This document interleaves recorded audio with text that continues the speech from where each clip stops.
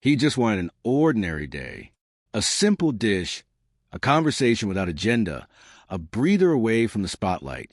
But when Ethan Morrison, one of the richest men in America, walked disguised into a small downtown restaurant, he never imagined he'd leave with his heart in pieces and a mission that would change his life forever. Between an ordered steak and a shy smile, a waitress handed him a note. A piece of paper as fragile as a choked cry. In it, a desperate plea for help. And in that instant, the billionaire who thought he'd seen it all discovered what it really means to be human. Ethan Morrison was a man who, in the eyes of the world, had conquered everything one could dream of. Brilliant entrepreneur, respected billionaire, owner of empires that stretched across all of North America. Magazines called him America's Golden Man. But what nobody knew was that behind that rehearsed smile, there was an emptiness that consumed him every day.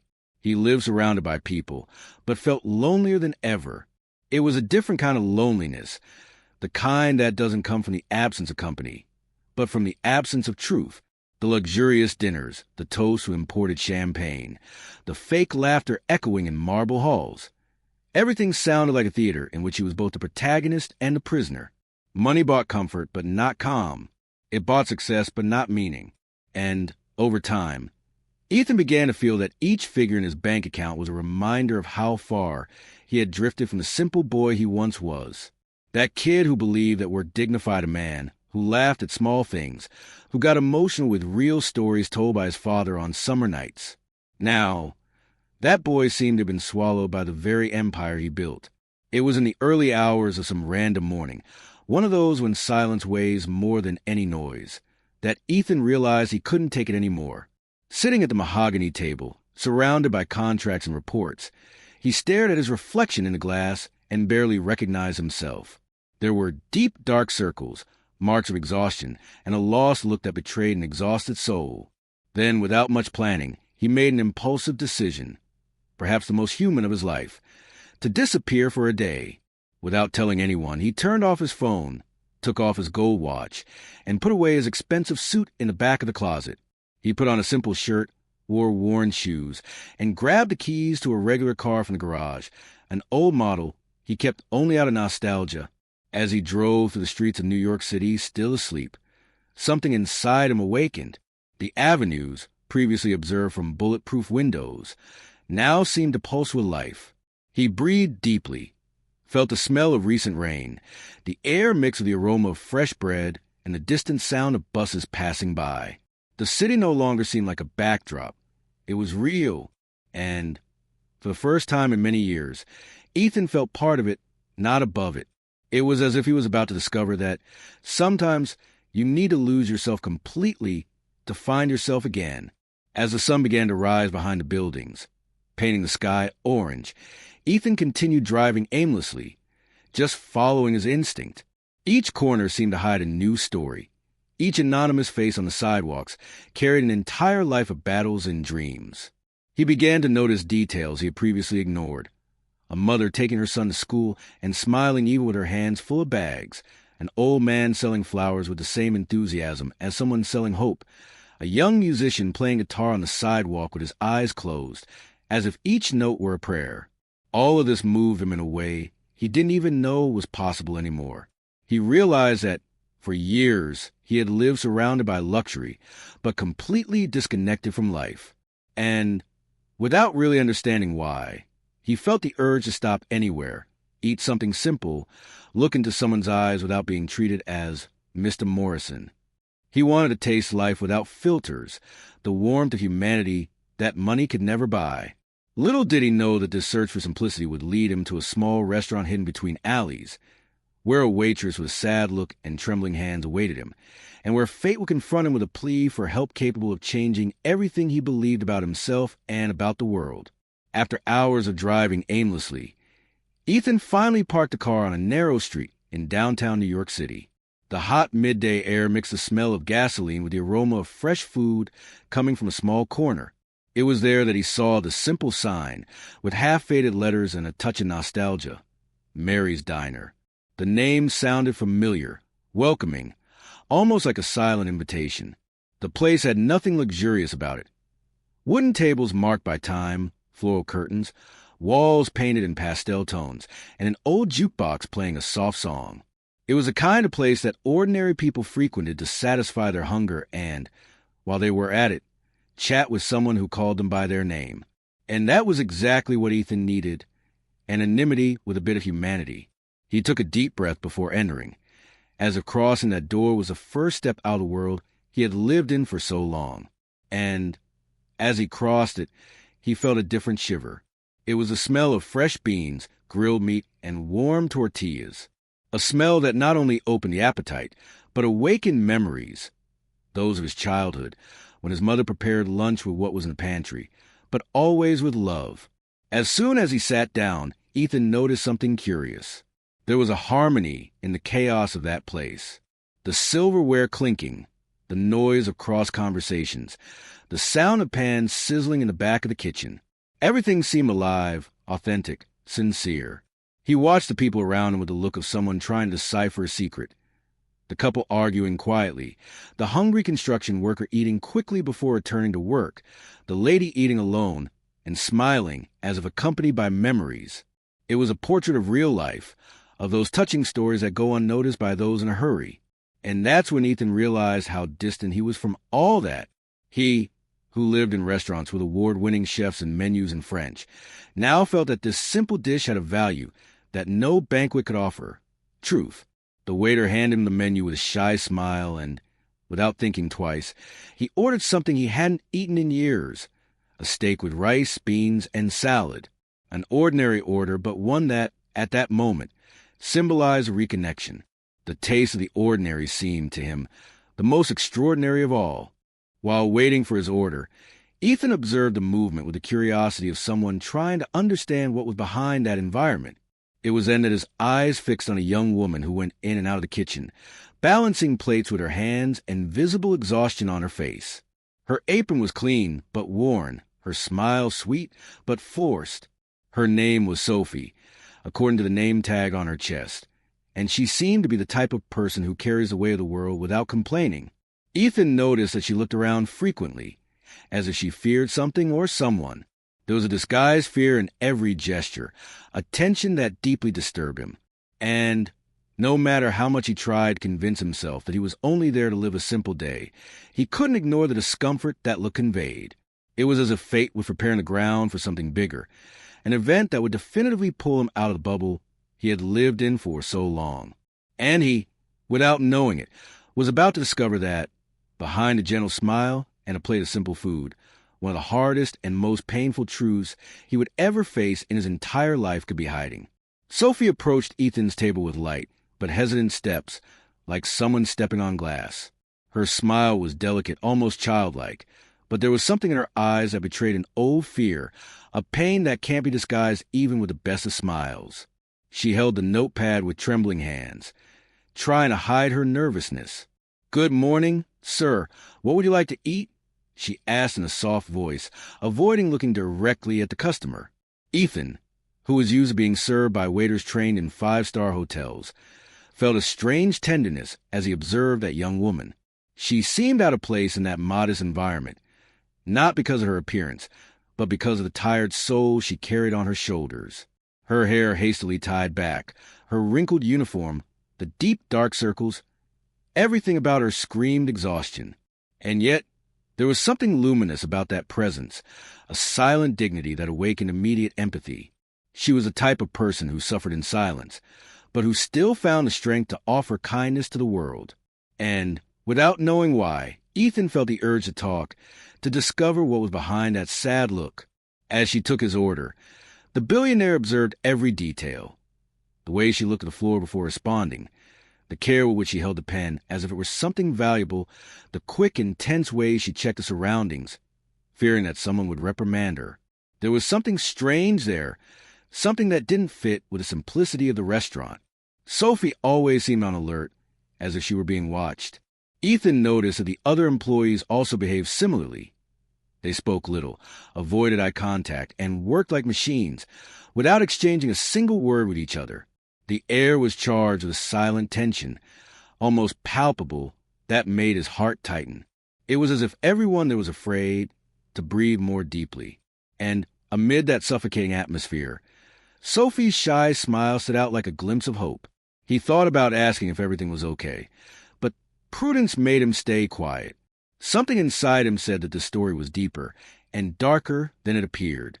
When Sophie returned with the plate, the aroma of the hot steak filled the air, awakening childhood memories in Ethan. The simple smell of food made him remember the days when his mother fried meat in an iron pan, humming old songs. But now, nostalgia came mixed with unease. He tried to focus on the flavor, but couldn't take his eyes off the waitress. Each of her gestures seemed like a silent plea for help. She served the plates at other tables with the same care, but with each turn, she seemed more dejected. And it was at that moment that he noticed something disturbing. A burly man with a stern look and crossed arms was watching her from a distance. Sophie, noticing the surveillance, immediately straightened her posture and quickened her pace, like a child who fears being scolded. Ethan's discomfort turned into alertness. That lunch, which should be just a break from routine, was about to become the turning point of his entire life. And although he didn't yet know it, the answer to his loneliness would come from the hands of that young woman, along with a small piece of paper that would bring to light a terrifying truth. While he cut the steak calmly, pretending to just be savoring lunch, Ethan began to observe the restaurant with sharper attention. It was as if something in his instinct as a man accustomed to deciphering people and business had awakened. He noticed small details that, for others, would go unnoticed. The uncomfortable silence among the employees, the muffled sound of the kitchen, the way everyone seemed to avoid direct contact with the manager, a man with a hard countenance and controlling gaze.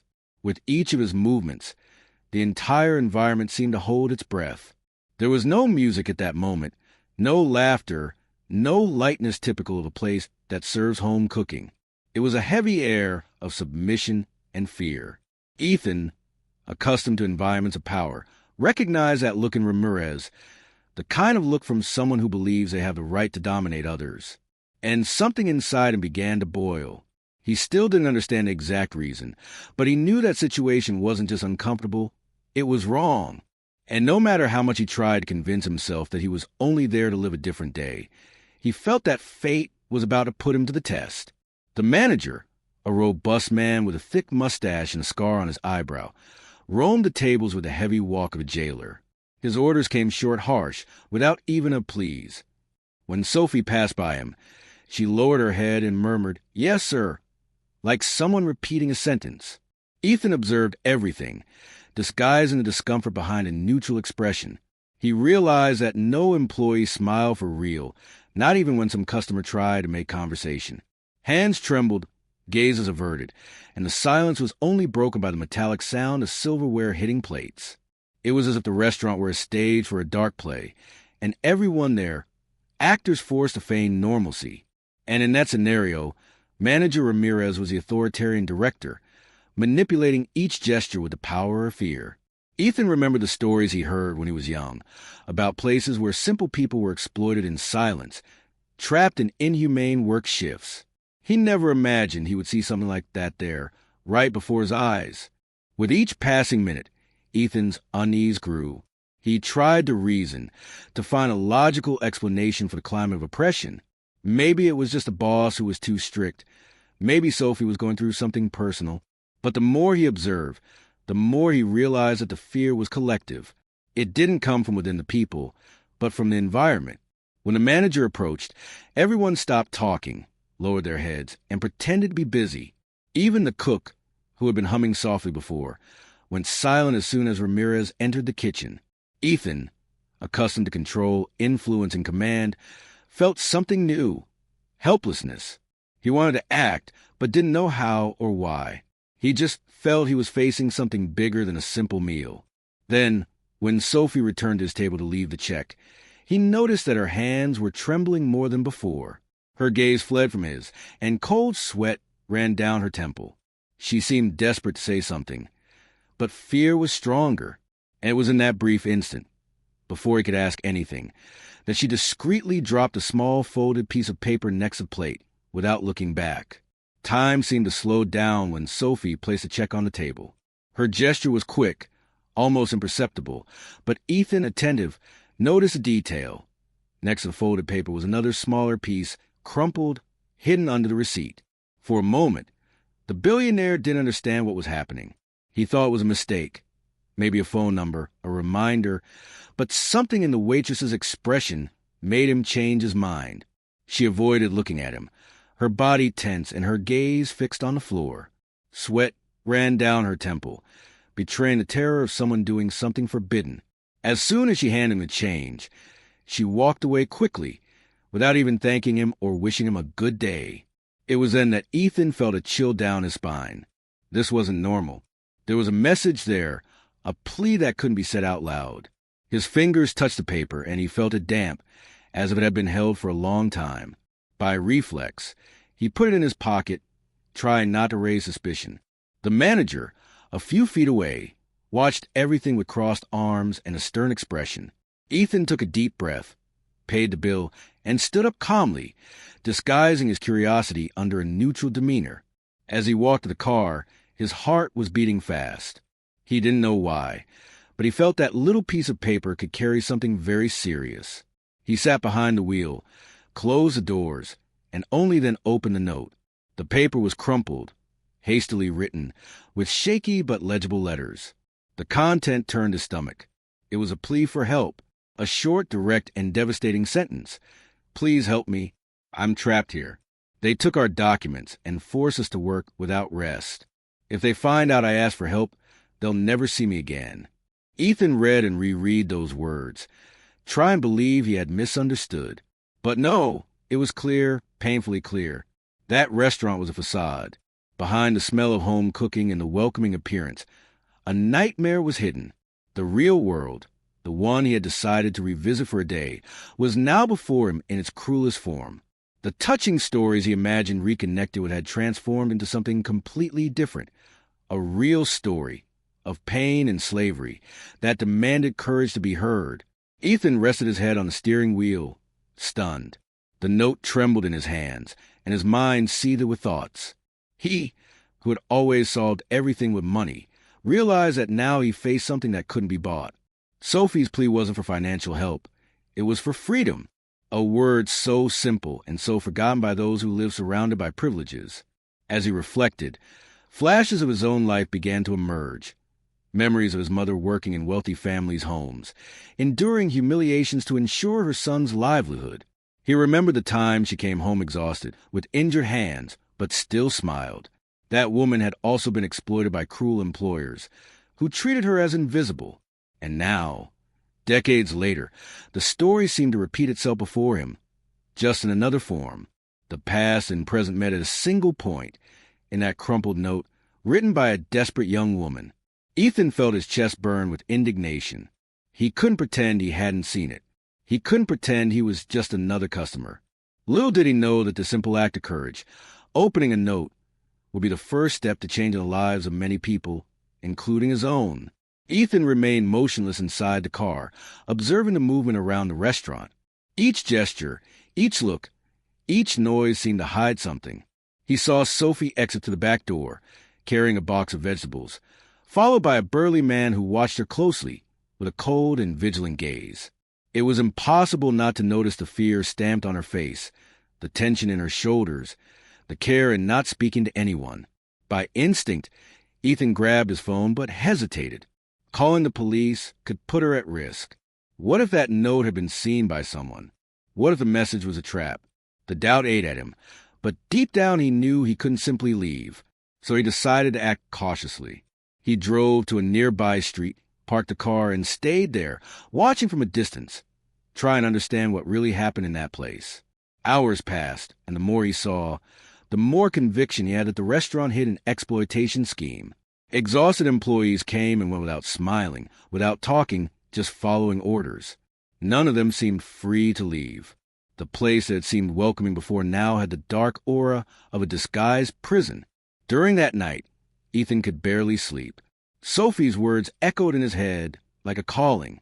He, who had spent his life avoiding getting involved in other people's problems, now found himself consumed by an unease he couldn't control. The next day, he returned to the restaurant, but this time disguised, simple clothes, cap, dark glasses. He sat at a corner table, observing every detail. It was then that he noticed something even more disturbing. The manager received envelopes from a man who arrived in a black car and stayed only a few minutes. Sophie, seeing him again, was startled, but maintained her composure. Her eyes, however, betrayed what she felt. A gleam of hope mixed with fear revealed that she had recognized the man who read the note. Ethan, unable to speak, just nodded slightly, trying to convey security. He knew that from that point on, any wrong step could be costly, and not just for him. Moved by indignation, Ethan decided to go further. He used his contacts discreetly to investigate the company registered in the restaurant's name. He discovered that it was just one of many fronts for a criminal group that trafficked people from neighboring countries with the promise of decent work, and then enslaved them. The victims worked exhaustively, without pay, under threats, and had their documents withheld. With each new piece of information, Ethan's blood boiled. He was no longer the same bored man, looking for a nostalgic meal. Now, he felt the weight of a greater responsibility, to face evil head-on. He called a childhood friend, now a federal agent, and told him everything. The friend, suspicious, asked for concrete evidence before acting. Without evidence, I can't go in there. It could be dangerous, Ethan. But the billionaire was determined. For the first time in his life, it wasn't money that drove his actions, but a sense of justice. He knew that truth had a price, and he was willing to pay it. The sun had barely risen when Ethan woke up determined. There was no more room for hesitation. He had spent the early morning analyzing every detail of the location, drawing a mental map of entrances, exits, and escape routes. He used his contacts with the discretion of someone who knew the danger he was facing. One phone call was enough to set in motion a small group of undercover federal agents, willing to act without drawing attention. However, Ethan wanted to participate. He needed to be there, needed to ensure that Sophie and the others got out alive. His conscience no longer allowed him to stay on the sidelines.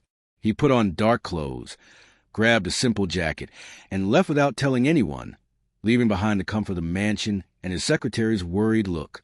On the way, the silence of the car seemed heavier than ever.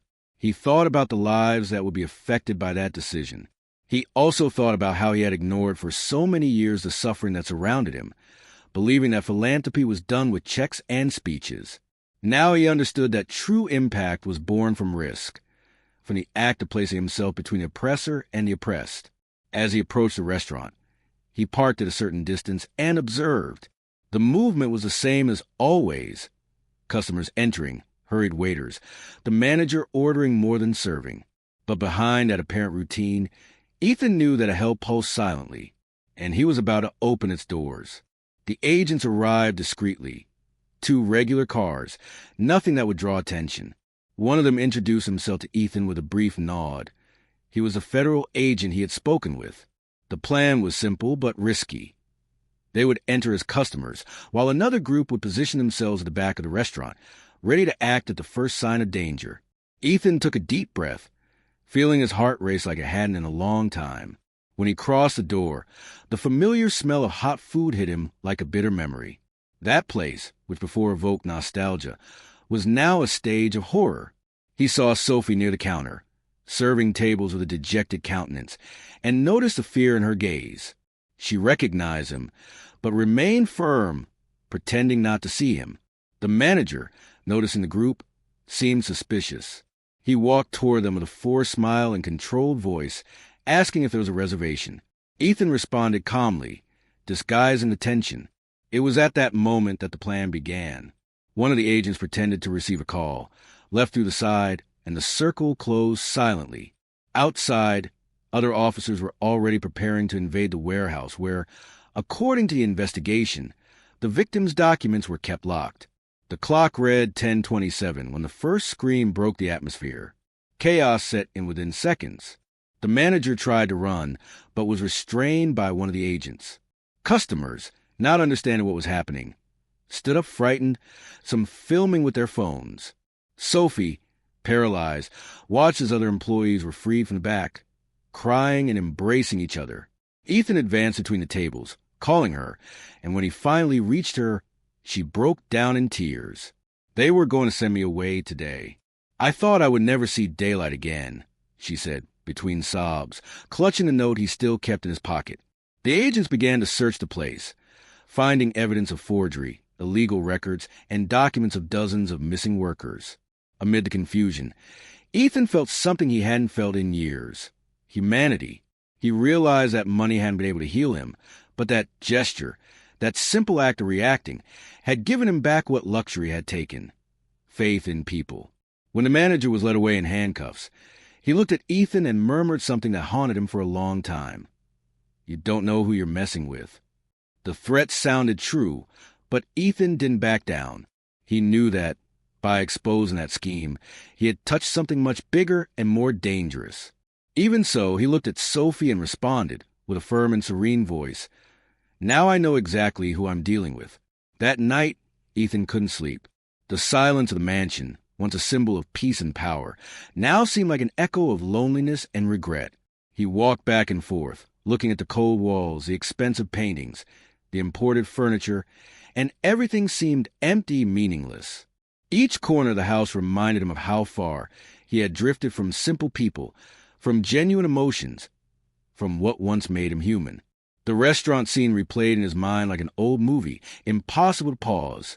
Sophie trembling, the frightened faces of the employees, the muffled cries of freedom and pain. He thought about his mother, a woman with callous hands who had worked for years in wealthy families' homes, being treated like a piece of furniture, like someone invisible.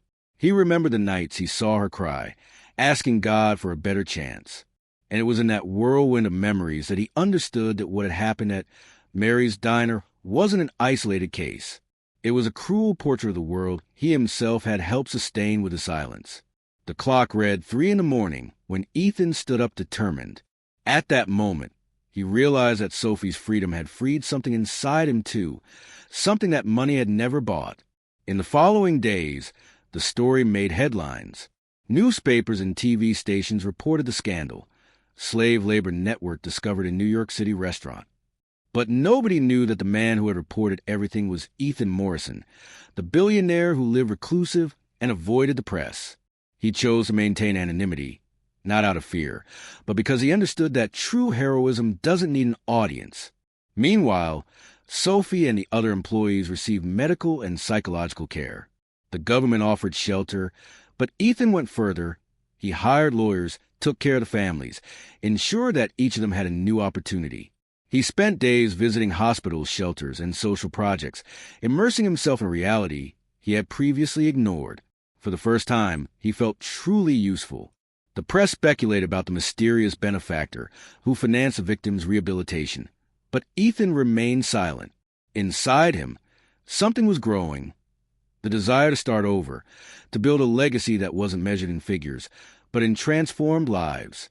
And the more he helped, the more he realized he was, little by little, healing his own wounds. One morning, weeks later, Ethan received a handwritten letter. It was from Sophie. The simple handwriting and sincere words touched him deeply. She said she was learning to live again, that she felt fear, but also hope, and that she would never forget the man who risked everything for her. At that moment, Ethan understood the true meaning of what we call destiny. It's not the circumstances that define it, but the choices we make when faced with them. And it was there that the idea was born that would change his life, and that of many others. He decided to reopen the restaurant, but not with the same name, nor with the same purpose. He wanted to transform into a symbol of rebirth, a space where each dish served would tell a story of overcoming. It was the beginning of something new, something bigger than himself. The old Mary's Diner would now be a place of light, hope, and dignity. As he read Sophie's letter again, Ethan smiled, feeling a lump in his throat. For the first time in many years, he felt alive. But what he still didn't know was that this simple gesture, reopening that restaurant, would become the beginning of a new journey that would change everyone's lives. Months had passed since the day of the operation, and New York City seemed to have already forgotten the scandal. But for Ethan Morrison, that episode had become a watershed. He had spent the last months supervising the restaurant's renovation, personally involved in every detail, from the wall colors to the choice of simple wooden tables, like the ones his mother used in the kitchen when he was a child. The smell of fresh coffee and tortillas in the air brought a different nostalgia now, not of longing, but of rebirth. He named the new restaurant Living Light, a name that symbolized exactly what he wanted to offer. Not just employment, but dignity, belonging, and a new chance to live. The former employees returned one by one, still shy, distrustful, but with eyes full of hope. The first day of operation was quiet, almost solemn. When the doors opened and the first customer entered, Sophie, now manager, adjusted her apron, looked at Ethan and smiled. It was a different smile, light, like that of someone who finally breathes after being submerged for a long time. And at that moment, he understood. Money can open doors, but only love and empathy are capable of illuminating paths. Living Light quickly became a symbol in the city. People from all over came not just for the food, although the menu, made by former employees with traditional recipes from their regions, was extraordinary, but for the story the place carried. Each table had a small plaque with the name of someone who had started over there. It was impossible to enter and not feel something different in the air, an energy that mixed gratitude and courage. Sophie coordinated everything with wisdom and sweetness, earning everyone's respect and admiration. Ethan, for his part, went every day, not as a boss, but as part of the team. He washed dishes, served coffee, or simply listened to the stories of those who had been freed. Touching stories and real stories intertwined in that restaurant's routine, like threads of the same web of humanity. The press, curious, eventually discovered the benefactor's identity. But when they asked why a billionaire had abandoned luxury to work in a popular restaurant, Ethan responded only because here, each dish served feeds the body and heals the soul. And the entire city understood that he wasn't just talking about food. Over time, Living Light became more than a restaurant. It became a movement. Young volunteers offered help. Universities proposed partnerships, and companies began hiring former employees freed from inhumane conditions. Ethan, who previously measured success by the size of profits, now measured it by the brightness in people's eyes. Sophie, with her strength and sensitivity, began to publicly represent the project, inspiring women who had lost hope. In every interview, she said, "Freedom isn't just being able to leave. It's being able to choose to stay in a place where they respect you." And Ethan, watching her from afar, knew that none of this would have happened without that note, that small piece of paper that changed everything. Sometimes, during quiet mornings, he would sit at one of the restaurant's tables, drink his coffee, and observe the movement. And he thought that maybe this was the meaning of life, realizing that, behind tragedies, there's always an opportunity to start over, if we have the courage to listen to the plea for help that fate delivers to us disguised as chance.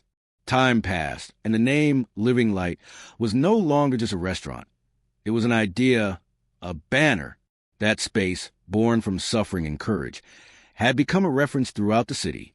Schools took students to visit the place, journalists came from far away to hear the stories, and even businessmen began to rethink the way they treated their employees.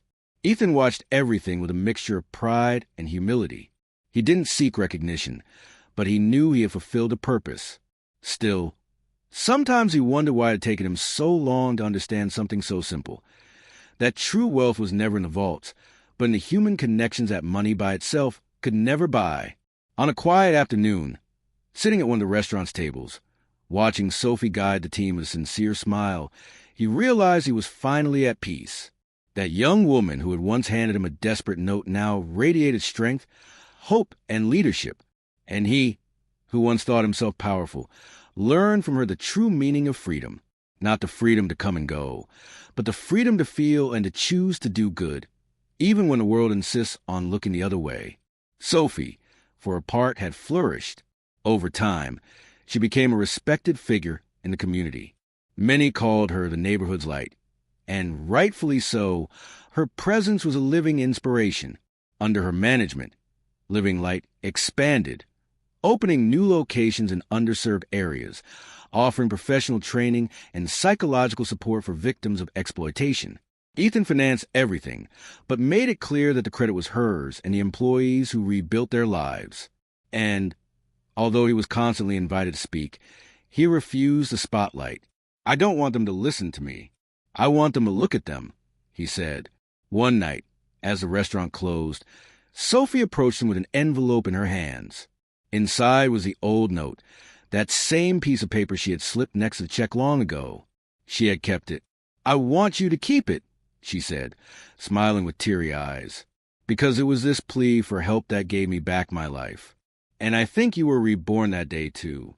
Ethan held the note for a moment and, moved, responded only, "You have no idea how right you are."